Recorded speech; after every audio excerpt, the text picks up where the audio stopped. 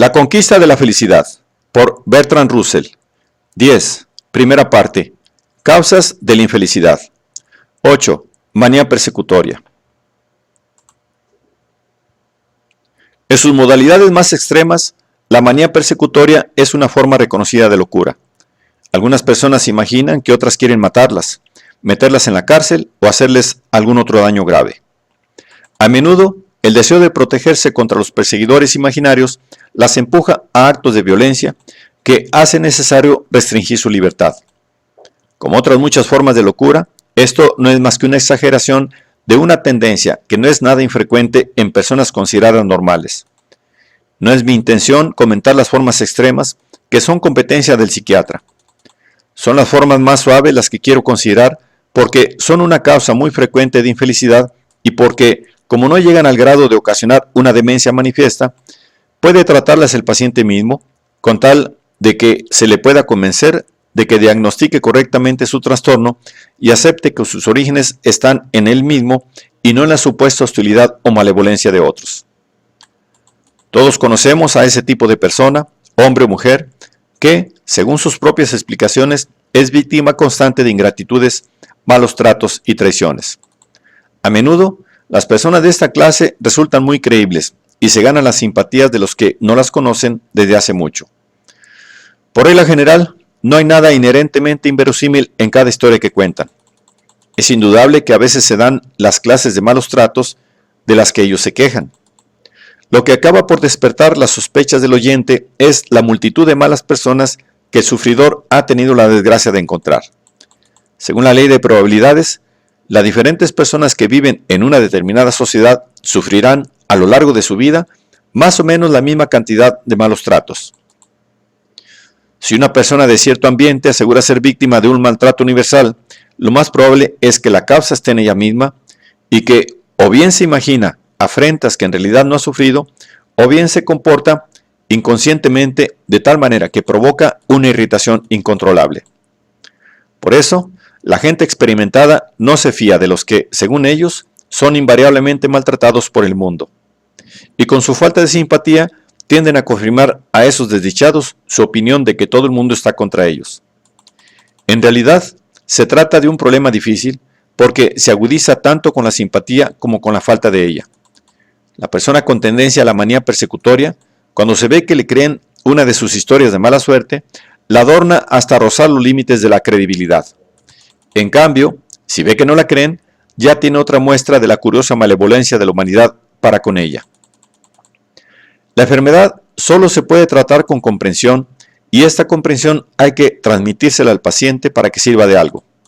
En este capítulo me propongo sugerir algunas reflexiones generales que permitirán a cada individuo detectar en sí mismo los elementos de la manía persecutoria que casi todos padecemos en mayor o menor grado, para que, una vez detectados, se puedan eliminar. Esto forma parte importante de la conquista de la felicidad, ya que es completamente imposible ser feliz si sentimos que todo el mundo nos trata mal. Una de las formas más universales de irracionalidad es la actitud adoptada por casi todo el mundo hacia el chismorreo malicioso. Muy pocas personas resisten la tentación de decir cosas maliciosas acerca de sus conocidos y a veces hasta de sus amigos. Sin embargo, cuando alguien se entera de que han dicho algo contra él, se llena de asombro e indignación. Al parecer, a estas personas nunca se les ha ocurrido que, así como ellos chismorrean acerca de todos los demás, también los demás chismorrean acerca de ellos. Esta es una modalidad suave de la actitud que, cuando se lleva a la exageración, conduce a la manía persecutoria. Esperamos que todo el mundo sienta por nosotros ese tierno amor y ese profundo respeto que sentimos por nosotros mismos. No se nos ocurre que no podemos esperar que otros piensen de nosotros mejor que nosotros de ellos, y no se nos ocurre porque nuestros propios méritos son grandes y evidentes, mientras que los méritos ajenos, si es que existen, solo son visibles para ojos caritativos. Cuando nos enteramos de que fulanito ha dicho algo horrible acerca de nosotros, nos acordamos de las 99 veces que nos abstuvimos de expresar nuestras justas y merecidísimas críticas y nos olvidamos de la 100ª vez cuando, en un momento de incontinencia, aclaramos lo que consideramos la verdad acerca de él. ¿Así me paga toda mi tolerancia?, pensamos. Sin embargo, Desde su punto de vista, nuestra conducta parece exactamente igual que la suya a nuestros ojos. Él no sabe nada de las veces que callamos, solo está enterado de la 100ª vez cuando sí que hablamos. Si a todos se nos considera el poder mágico de leer los pensamientos ajenos, supongo que el primer efecto será la ruptura de casi todas las amistades. Sin embargo, el segundo efecto será excelente, porque un mundo sin amigos nos resultaría insoportable y tendríamos que aprender a apreciar a los demás sin necesidad de ocultar tras un velo de ilusión que nadie considera a nadie absolutamente perfecto. Sabemos que nuestros amigos tienen sus defectos, y sin embargo, en general son gente agradable que nos gusta. No obstante, consideramos intolerable que ellos tengan la misma actitud para con nosotros. Queremos que piensen que nosotros, a diferencia del resto de la humanidad, no tenemos defectos. Cuando nos vemos obligados a admitir que tenemos defectos, nos tomamos demasiado en serio un hecho tan evidente. Nadie debería creerse perfecto ni preocuparse demasiado por el hecho de no serlo. La manía persecutoria tiene siempre sus raíces en un concepto exagerado de nuestros propios méritos. Supongamos que soy autor teatral.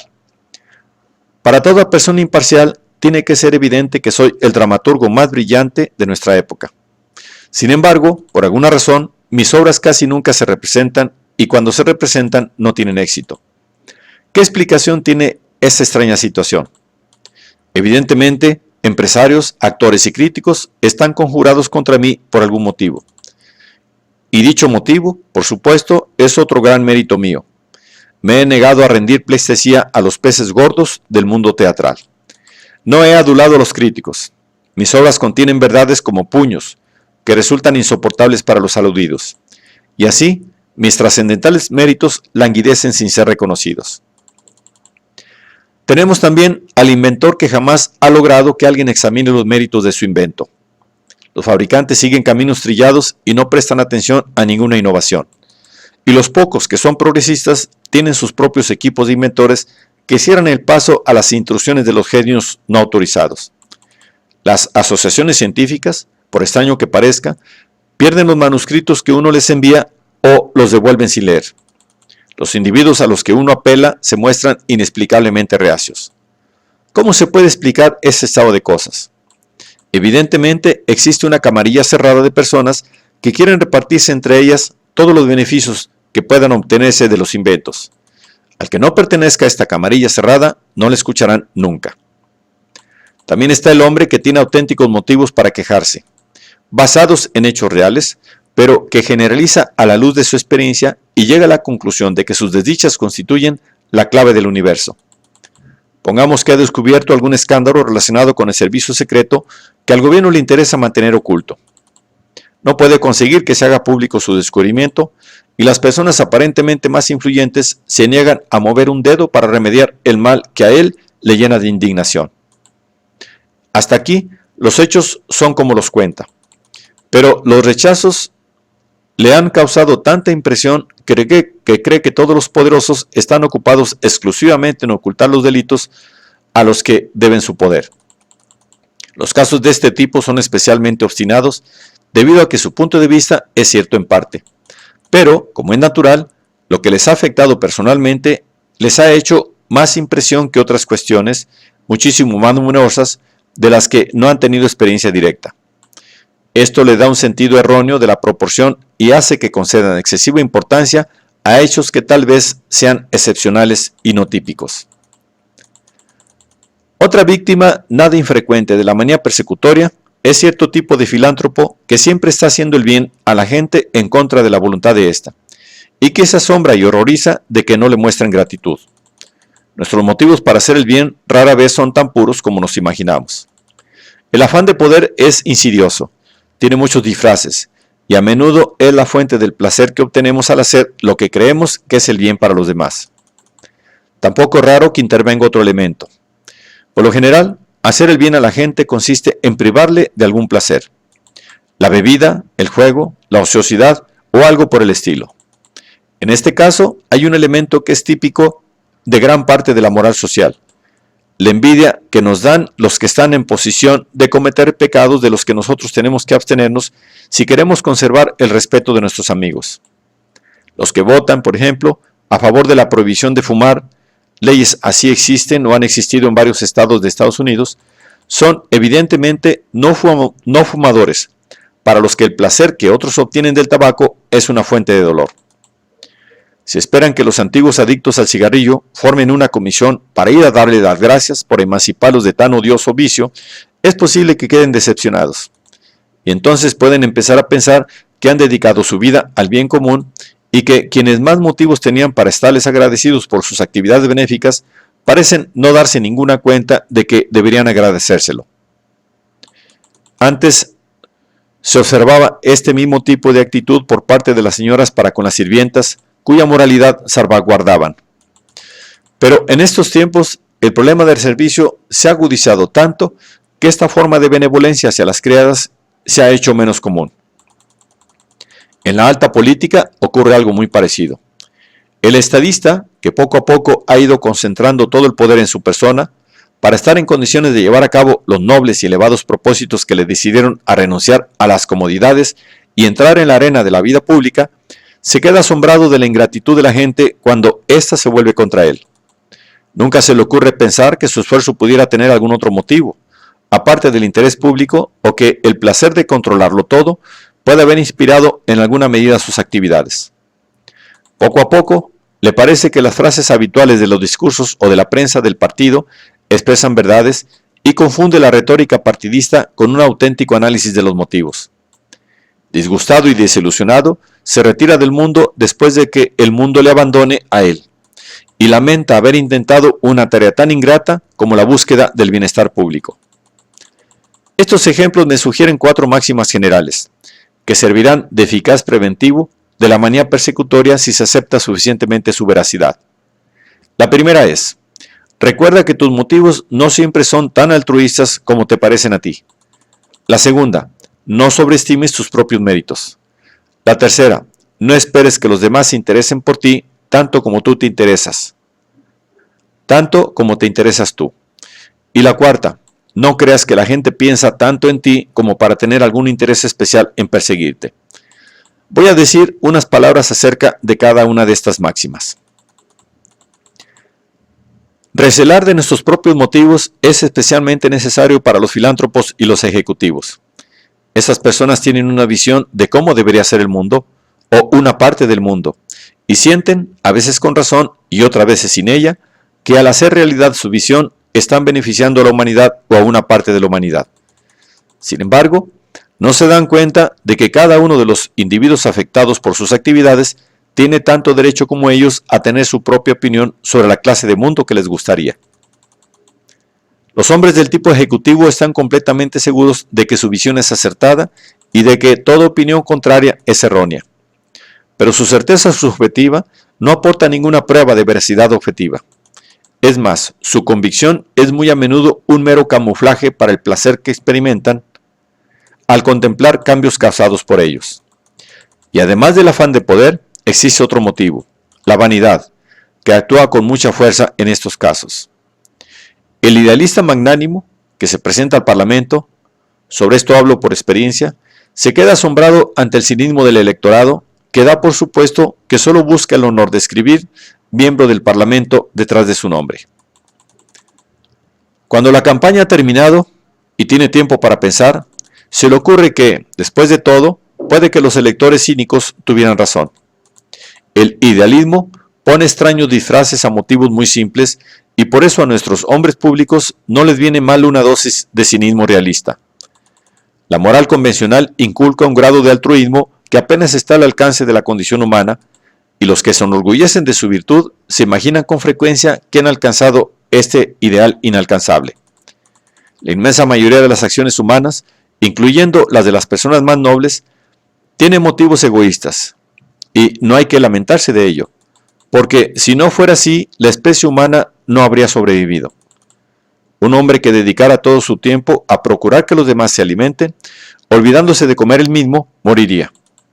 Claro que podría comer solo lo suficiente para cobrar las fuerzas necesarias para lanzarse de nuevo al combate contra el mal, pero es dudoso que el alimento comido de este modo se digiera adecuadamente, porque no se estimularía lo suficiente el flujo de saliva. Así pues, es preferible que el hombre coma porque disfrute de la comida a que acceda a dedicar algún tiempo a comer inspirado exclusivamente por su interés por el bien común.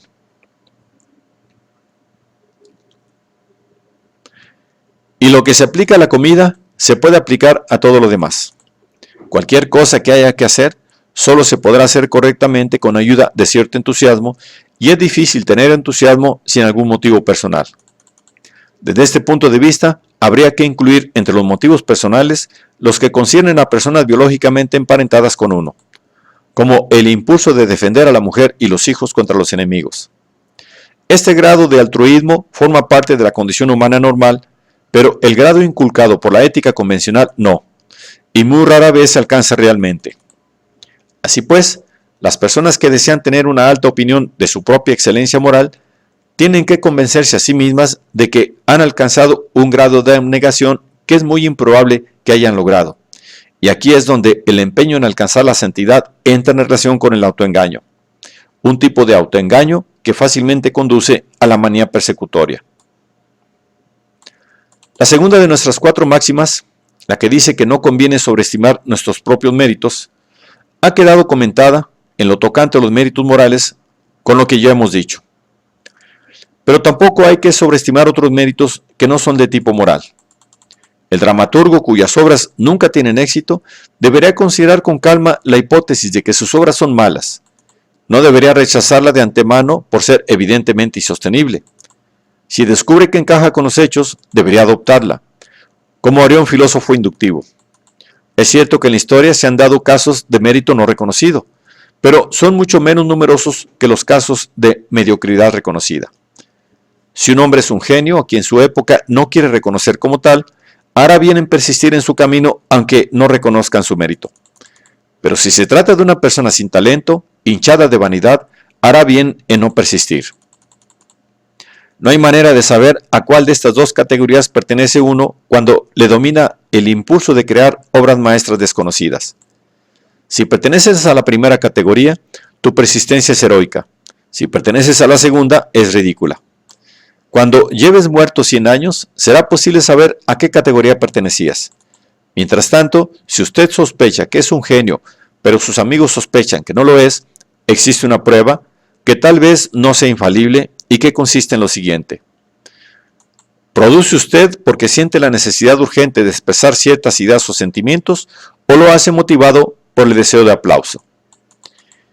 En el auténtico artista, el deseo de aplauso, aunque suele existir y ser muy fuerte, es secundario, en el sentido de que el artista desea crear cierto tipo de obra y tiene la esperanza de que dicha obra sea aplaudida, pero no alterará su estilo, aunque no obtenga ningún aplauso.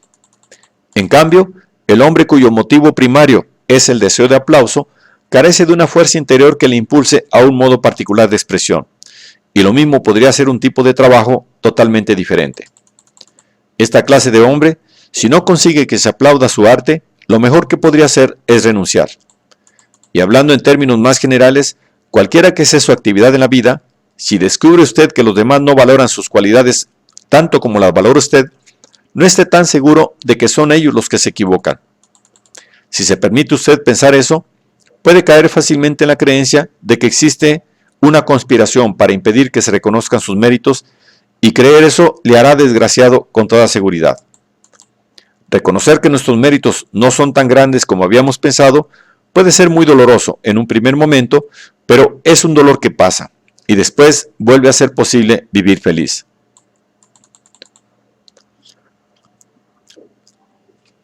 Nuestra tercera máxima decía que no hay que esperar demasiado de los otros. En otros tiempos, las señoras inválidas esperaban que al menos una de sus hijas se sacrificara por completo para asumir las tareas de enfermera, llegando incluso a renunciar al matrimonio. Esto es esperar de otro un grado de altruismo contrario a la razón, ya que el altruista pierde más de lo que gana el egoísta. En todos nuestros tratos con otras personas, y en especial con las más próximas y queridas, es importante, y no siempre fácil, recordar que ellos ven la vida desde su propio punto de vista y según afecte a su propio ego, y no desde nuestro punto de vista y según afecte a nuestro ego. No debemos esperar que ninguna persona altere el curso principal de su vida en beneficio de otro individuo. En algunas ocasiones puede existir un amor tan fuerte que hasta los mayores sacrificios resultan naturales, pero si no son naturales, no hay que hacerlos y a nadie se le debería reprochar que no los haga. Con mucha frecuencia, la conducta ajena que nos molesta no es más que la sana reacción del egoísmo natural contra la veraz rapacidad de una persona cuyo ego se extiende más allá de los límites correctos. La cuarta máxima que hemos mencionado dice que hay que convencerse de que los demás pierden mucho menos tiempo pensando en nosotros que el que perdemos nosotros. El demente que padece de manía persecutoria imagina que toda clase de personas, que en realidad tienen sus propias ocupaciones e intereses, se pasan mañana, tarde y noche empeñados en maquinar maldades contra el pobre lunático. De manera similar, el individuo relativamente cuerdo, que padece de manía persecutoria, ve en toda clase de actos una referencia a su persona que en realidad no existe. Naturalmente, esta idea halaga su vanidad. Si fuera un hombre realmente grande, podría ser verdad. Durante muchos años, los actos del gobierno británico tuvieron como principal objetivo hundir a Napoleón. Pero cuando una persona sin especial importancia se imagina que los demás están pensando constantemente en ella, ha iniciado el camino de la locura. Supongamos que pronuncia usted un discurso en un banquete público. En los periódicos aparecen fotografías de otros oradores, pero ninguna de usted. ¿Cómo se explica esto? Evidentemente no es porque a los otros oradores se les considere más importantes. Tiene que ser porque los directores de los periódicos dieron órdenes de que usted no apareciera. ¿Y por qué han ordenado tal cosa? Evidentemente porque le temen a usted a causa de su gran importancia. De este modo, la omisión de su fotografía deja de ser un desaire para transformarse en un sutil elogio. Pero este tipo de autoengaño no puede dar origen a una felicidad sólida. En el fondo de su mente, usted siempre sabrá que los hechos ocurrieron de otro modo y para mantener ese conocimiento lo más oculto posible, tendrá que inventar hipótesis cada vez más fantásticas. Llegará un momento en que el esfuerzo necesario para crearlas será demasiado grande. Y como, además, llevan implícita la convicción de que usted es víctima de la hostilidad general, la única manera de salvaguardar su autoestima será fomentando la dolorosísima sensación de que está usted enfrentando al mundo. Las satisfacciones basadas en el autoengaño nunca son sólidas y, por muy desagradable que sea la verdad, es mejor afrontarla de una vez por todas, acostumbrarse a ella y dedicarse a construir nuestra vida de acuerdo con ella.